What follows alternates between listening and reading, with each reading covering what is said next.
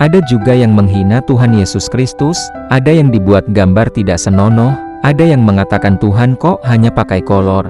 Bagaimana sikap baik dan benar kita dalam menghadapi hal semacam itu dari kelompok agama lain? Ini memang menyakitkan hati, menyentuh perasaan kita yang paling dalam. Tapi kalau kita bereaksi dengan marah, membalas hinaan, atau menghina balik, justru kita sama saja menurunkan diri ke tingkat mereka, malah bisa menimbulkan pertengkaran dan masalah yang lebih besar. Sikap benar menghadapi penghinaan terhadap Tuhan Yesus. 1. Jangan membalas dengan kata kasar. Tiru teladan Yesus di kayu salib. Bapa, ampunilah mereka, karena mereka tidak tahu apa yang mereka perbuat. Kelembutan hati jauh lebih kuat daripada kemarahan. Biarlah Tuhan yang membela dirinya sendiri, kita cukup menjaga hati tetap suci. 2.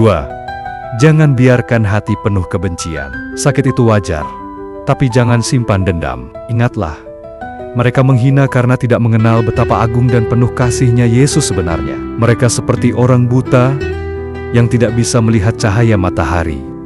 3. Jelaskan dengan lemah lembut. Jika perlu, katakan dengan tenang, yang kalian gambarkan atau katakan, itu bukan Yesus yang saya kenal.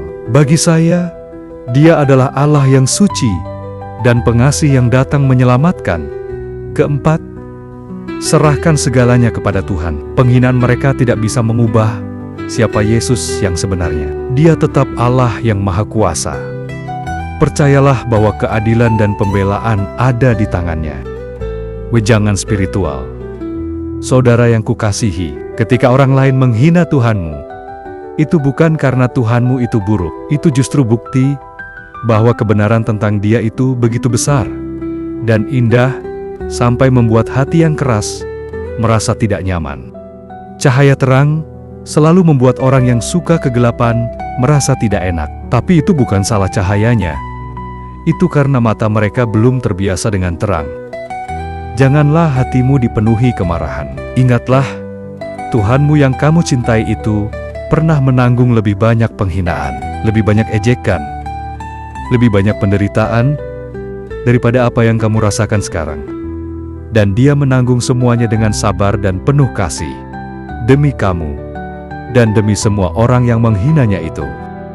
Maka jadilah kamu cermin kasih-Nya. Kalau mereka membalas kebaikanmu dengan kejahatan, kamu tetap balas dengan kebaikan. Kalau mereka menghina kepercayaanmu, kamu tetap menjawab dengan lemah lembut. Dengan begitu, kamu tidak hanya menjaga imanmu tetap teguh, tapi kamu juga bisa membuat mereka terkejut dan berpikir, mengapa orang ini tidak marah?